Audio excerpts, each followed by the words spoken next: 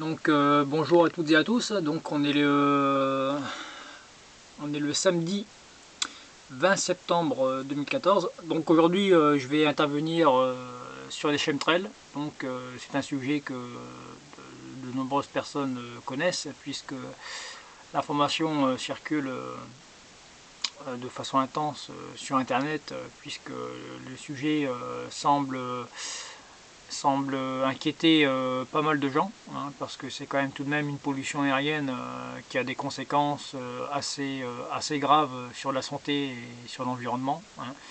Il y a tout de même beaucoup de gens qui sont sensibilisés à l'environnement et qui font très attention en fait à ne pas s'empoisonner au quotidien, et donc en s'alimentant de façon saine et en ayant recours justement à un mode de vie sain, quoi. Donc il y a tout de même des gens sur cette planète qui sont pas totalement dingues et qui font attention à eux, à leur santé et qui font en sorte justement de préserver l'environnement dans lequel ils sont, dans lequel ils évoluent, hein, en tant qu'espèce humaine. Donc il y a quand même tout de même des gens qui ont du bon sens et qui font le maximum justement pour préserver la biodiversité et pour essayer de faire en sorte de vivre en bonne santé, hein. Donc les chemtrails, donc c'est un sujet qui est sujet à débat, hein, bien évidemment, il y a d'ailleurs beaucoup d'émissions radio qui ont été faites sur le sujet, il y a beaucoup d'articles qui ont été postés sur internet. Il y a des associations aussi entre-temps qui ont été créées, hein. Je pense à une association qui a été créée et qui s'appelle l'Axepica, donc qui s'écrit ACSEIPICA. Donc l'association en tant que telle elle a un site internet, hein, donc où elle publie justement de nombreuses informations, donc de l'information qui est accessible par tous. Donc il y a même d'ailleurs des articles en format PDF, des recherches au niveau scientifique qui ont été menées. Et donc ces recherches scientifiques mettent en évidence pas mal de choses. Donc c'est toujours intéressant de pouvoir avoir accès à ce type d'informations.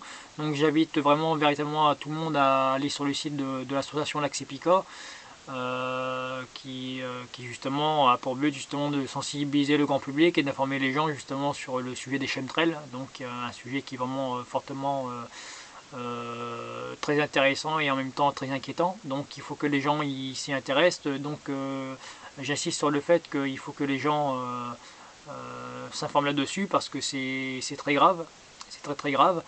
On nous empoisonne quotidiennement, il y a des avions qui en nombre injustifié circulent dans notre ciel et qui laissent des traînées persistantes, donc des traînées chimiques derrière leur sillage. Donc, et dans ces traînées chimiques, d'après certaines analyses qui ont été faites, il y a de l'aluminium, du strontium, du barium, des polymères synthétiques et des nanoparticules qui ont été recueillis par le biais d'échantillons et de prélèvements, etc.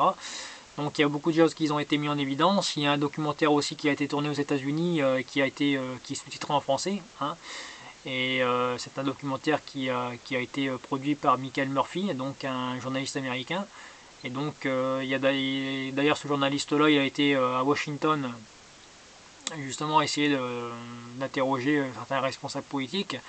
Et donc il semblerait qu'il y a une omerta totale. Ces gens-là ne souhaitent pas en parler, ne souhaitent pas répondre aux questions des journalistes. Donc apparemment il y a un secret, il y a un tabou à ce niveau-là, donc on ne veut pas en parler. Donc apparemment il y a des gens au sein de l'État, au sein des gouvernements qui sont très vraisemblablement complices de ce type de procédure, puisque s'ils ne veulent pas en parler et s'ils refusent obstinément d'accorder ne serait-ce que 5 minutes à un journaliste pour parler du sujet, c'est qu'il y a anguille sous roche, quoi. C'est qu'il y a forcément des choses qui veulent cacher et qui ne veulent pas révéler. Donc il y a forcément il y a forcément quelque chose à creuser là-dessous, quoi.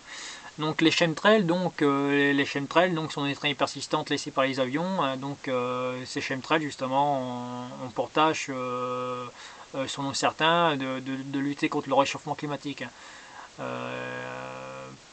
Selon certains, ce seraient des programmes de géo-ingénierie, dont des programmes de modification du climat qui viseraient justement à ensemencer en fait les nuages, donc par le biais d'aspersion d'aérosols de microparticules d'aluminium, qui aurait justement la possibilité de réfléchir le soleil et donc de minimiser l'impact du rayonnement solaire. Donc en quelque sorte ce serait pour lutter contre le réchauffement climatique, et donc a priori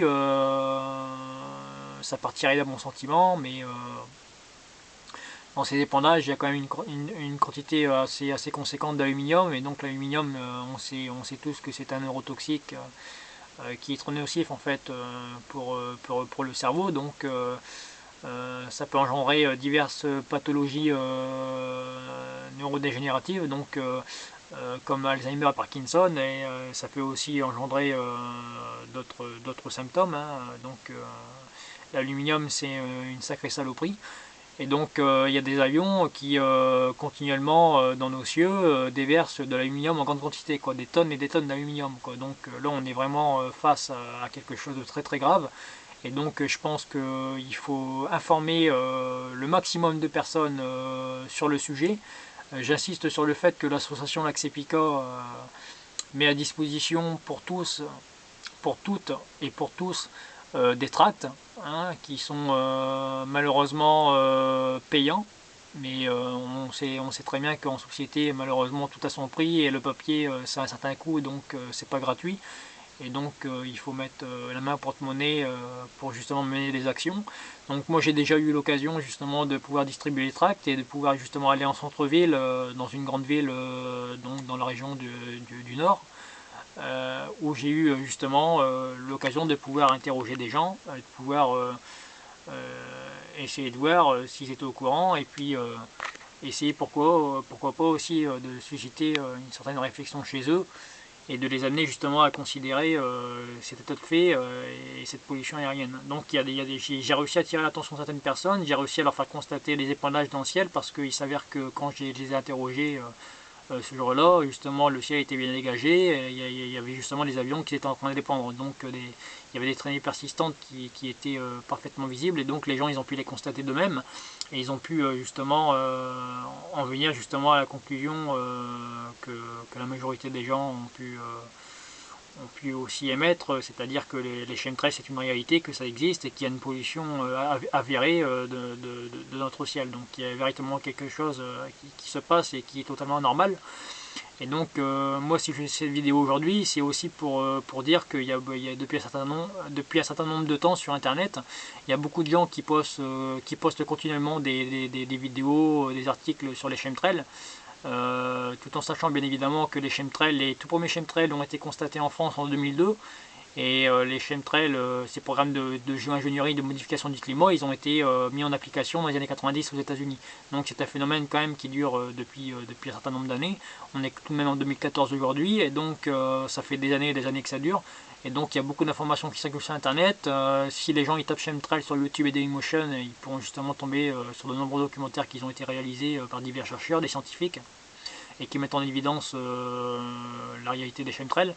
Donc il y a beaucoup d'informations qui circulent, donc je vois pas trop l'intérêt en fait de surajouter en fait de l'information par-dessus l'information qu'on a déjà, puisque on a suffisamment d'éléments à notre portée pour considérer les faits tels qu'ils sont, et puis dire bien évidemment que les chemtrails c'est une réalité, que ça existe véritablement, qu'il y a une pollution avérée.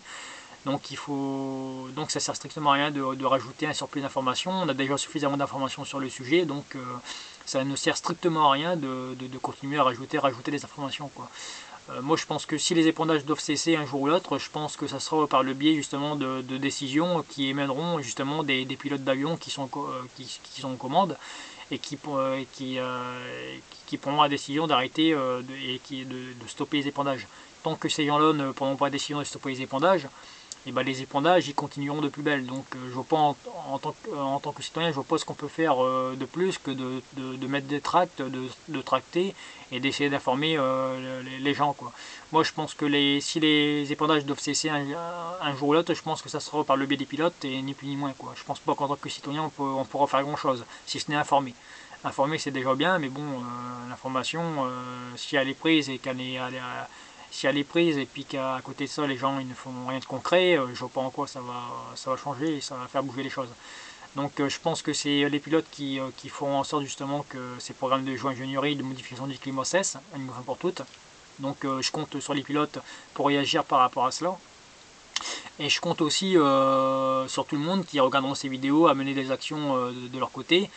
Et aussi pourquoi pas essayer de contacter les journalistes en fait, de la presse locale pour essayer d'avoir des articles, pour essayer d'avoir des interviews et pouvoir publier des articles sur la question pour essayer de toucher le plus de monde possible.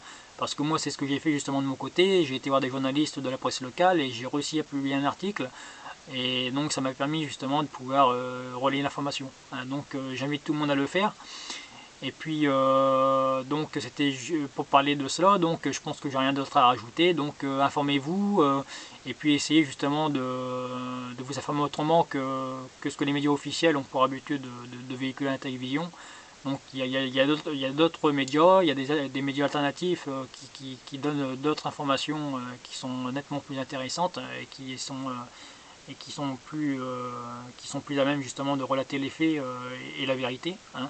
Donc je vous invite directement à aller sur les médias alternatifs, à vous informer autrement que les médias officiels, et puis à mener des actions concrètes et sensées, et puis à alerter autour de vous les gens qui sont aussi sujets à cette pollution et qui sont aussi plus ou moins exposés à ça, quoi. Hein. Donc je vais revenir aussi pour une prochaine vidéo qui aura trait justement à la maltraitance animale, parce que c'est un sujet euh, qui m'intéresse beaucoup, puisque moi-même je suis végétalien depuis 5-6 ans maintenant, et donc c'est un combat que je mène au quotidien, et donc je trouve que c'est inadmissible d'exploiter et de maltraiter les animaux comme on le fait aujourd'hui, tout en sachant qu'on a des alternatives maintenant, on a des substituts alimentaires qui nous permettent justement de nous alimenter de façon justement à ne pas faire souffrir les animaux et à ne pas exploiter inutilement de la façon dont on exploite les animaux. Donc je pense qu'il y a des solutions, il y a des alternatives, et donc je pense qu'il y a moyen de s'informer autrement. Internet c'est un très bon outil, donc il faut l'utiliser à bon escient pour justement en retirer quelque chose. Donc je vais parler de ma maltraitance animale lors d'une prochaine vidéo, et puis expliquer un petit peu mon parcours, pourquoi j'en suis venu à devenir végétalien, et quelle a été ma prise de conscience véritablement du fait que je suis devenu végétalien, quoi. Donc je vais parler de ça dans une prochaine vidéo, et donc j'ai rien d'autre à rajouter, si ce n'est bien évidemment faites le nécessaire de votre côté, informez, et puis voilà. Hein. Donc je vous souhaite bon courage, bonne continuation à toutes et à tous, et puis à très bientôt lors d'une prochaine vidéo.